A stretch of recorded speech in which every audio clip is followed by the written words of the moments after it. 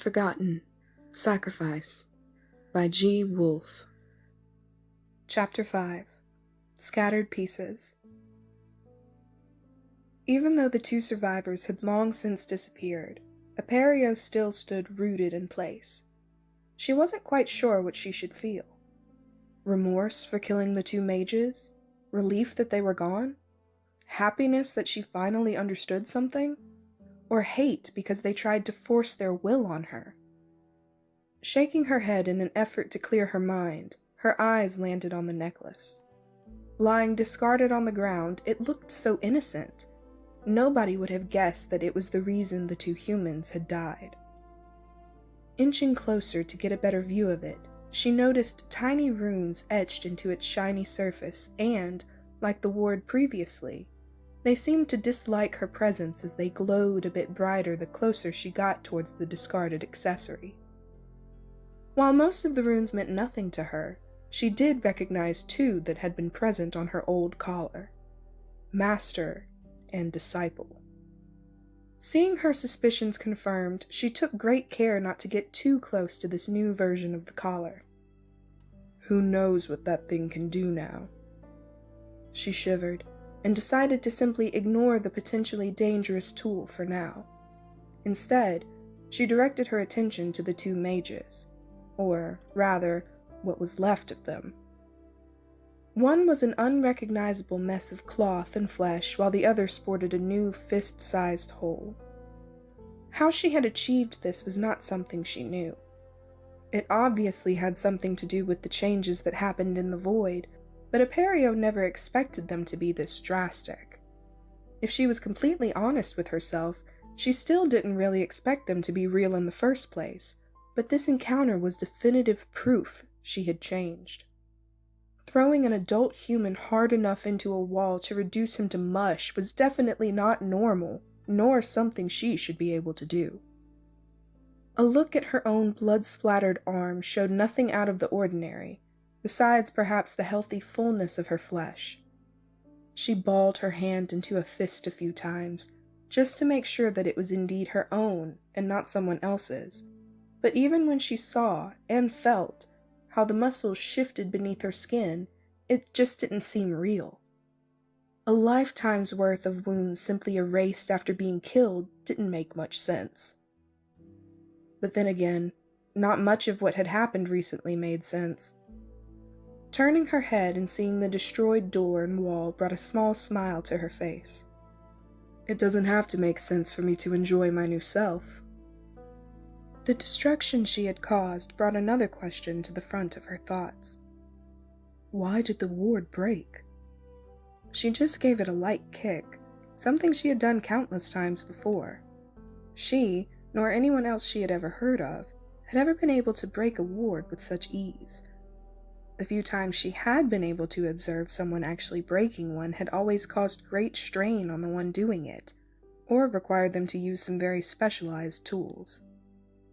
The potential slave collar, too, had reacted to her presence, and with reluctance she shifted her attention back towards it. Taking a step in its direction caused the runes engraved on it to glow fiercely, seemingly trying to burn themselves deeper into the metal that hosted them.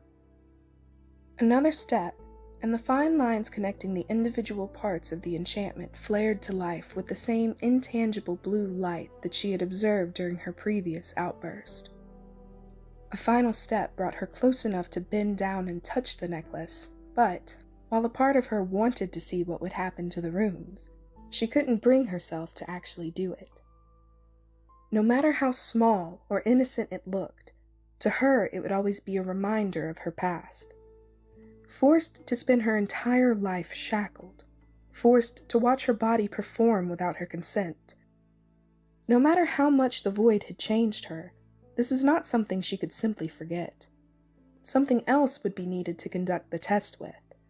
This contraption had to be removed from this world. A thought later, something within her stirred.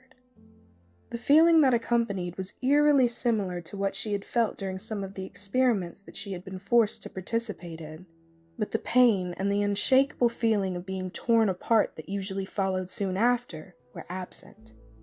Instead, A pleasant warmth flowed through her body towards her hand.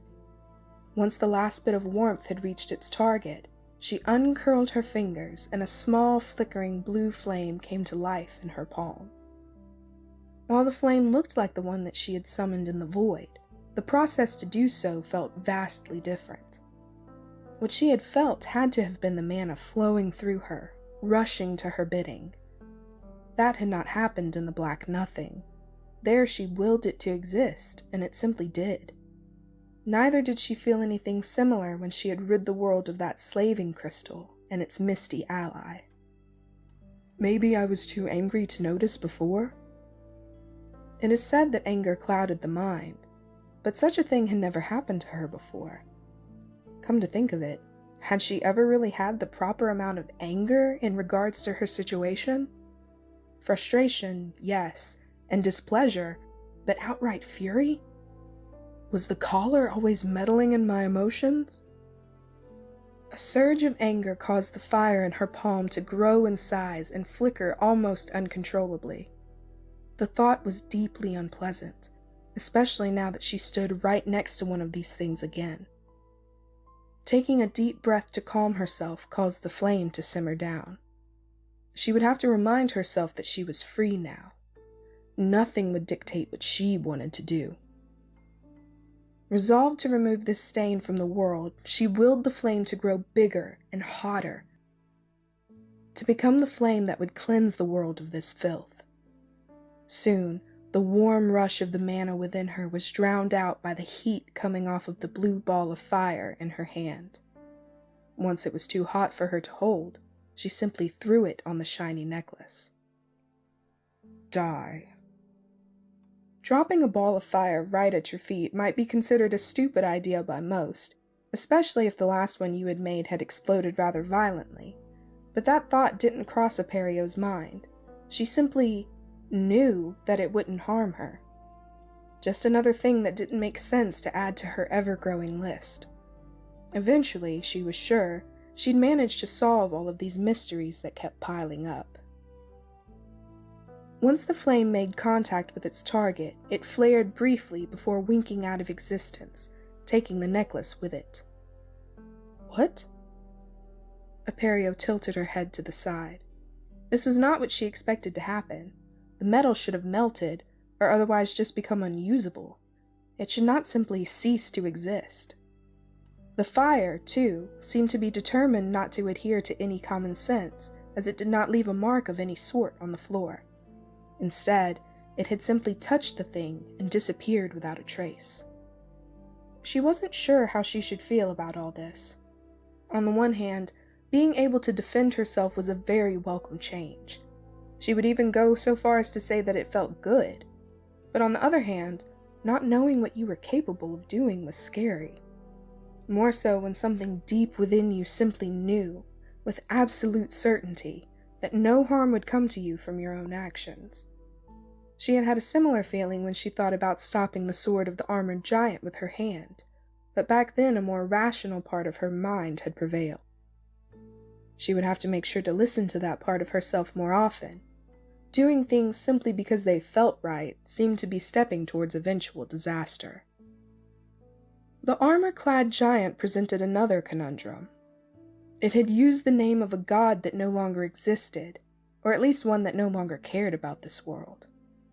Aperio herself had prayed to both Vigil and Inannis for salvation a great many times in her younger years.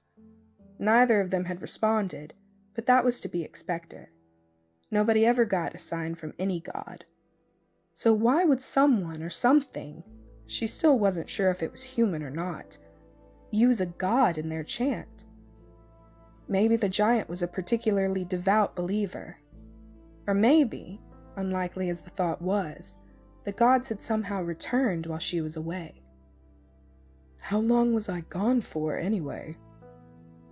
The elapsed time since the Empire's ritual felt quite brief, and yet it also carried the weight of what seemed like multiple lifetimes. Why does nothing make sense? Heaving a sigh and slumping her shoulders, she returned her attention to the spot her two adversaries had last occupied. It would have been nice if she could have questioned the walking hunk of metal, but that would have required overcoming the hurdle of learning an entire language. Upon further reflection, Aperio didn't think that either of them would have tried too hard at that. It made a certain amount of sense. She too would have had no desire to learn to talk to someone who had just killed her own friends. In addition to that, their friend did try to force that wretched thing around her neck, so she didn't feel wholeheartedly inclined to talk with them either. Death would be the only thing for them should they cross paths again.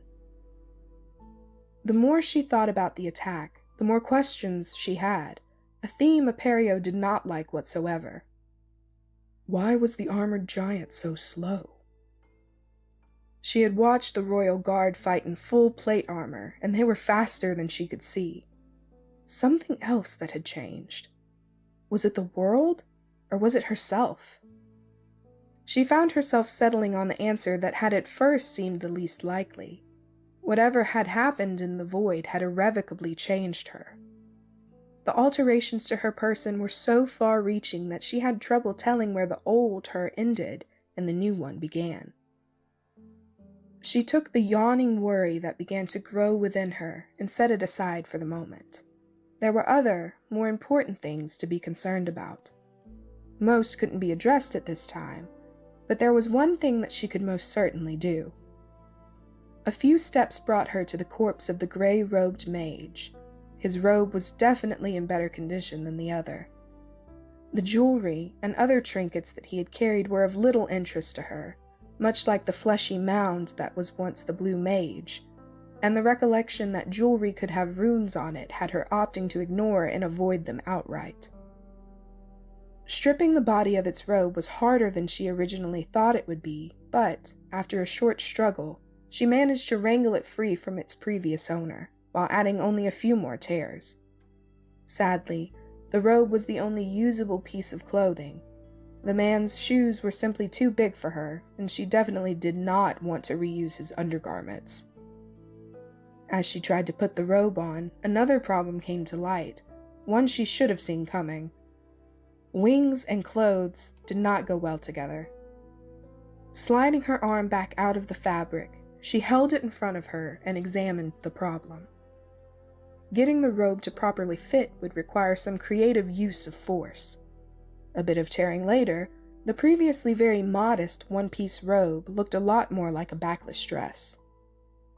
Coaxing her newest assets through the hole she made was not easy nor comfortable, but the small moment of discomfort was an acceptable trade-off for something to wear.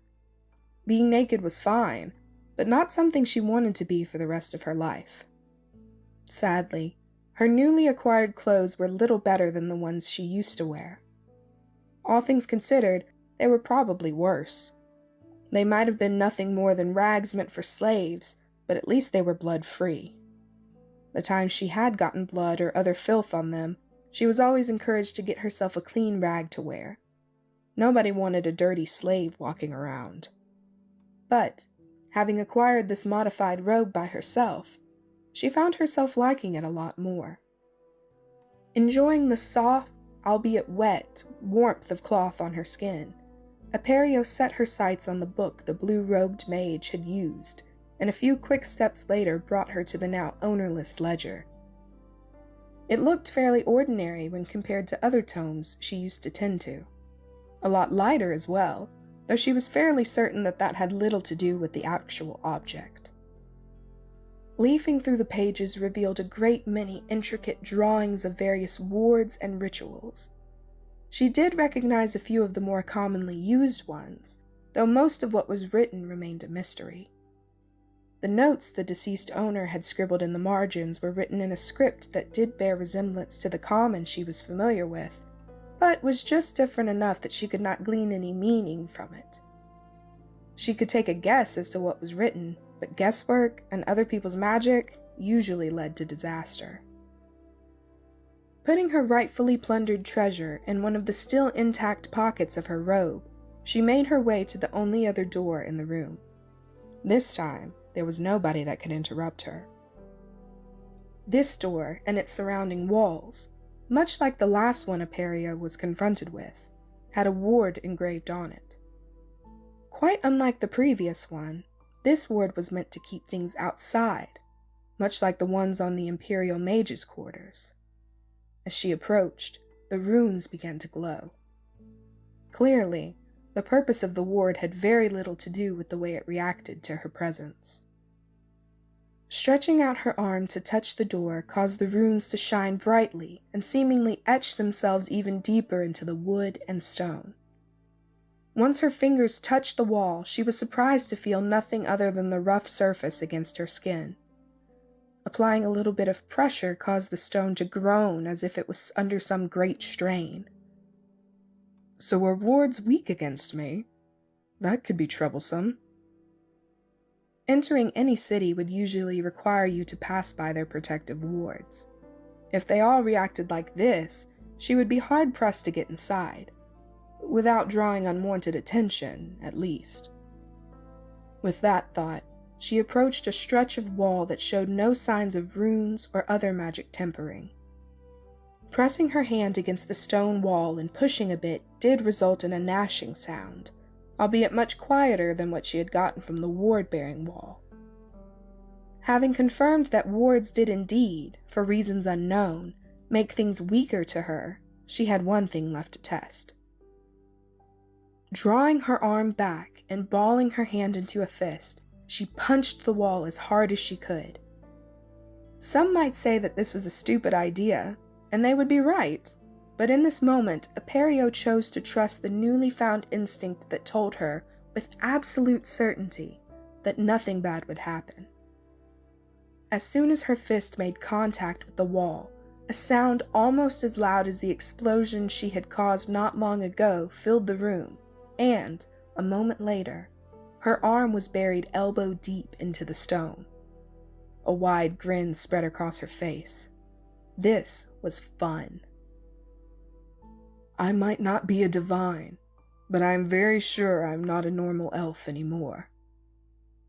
Not giving in to the urge to think about what she might have become, she simply extracted her arm from the wall and made a beeline for the door. She only slowed down briefly to give it a vigorous kick, causing the wood to burst into a multitude of tiny fragments that spread themselves in the dimly lit hallway that it had concealed. Equipped with a new sense of confidence, Aperio set out to leave. She had a life to live. Perhaps she'd meet some people she could actually talk to. Or, maybe, some that were in dire need of violence.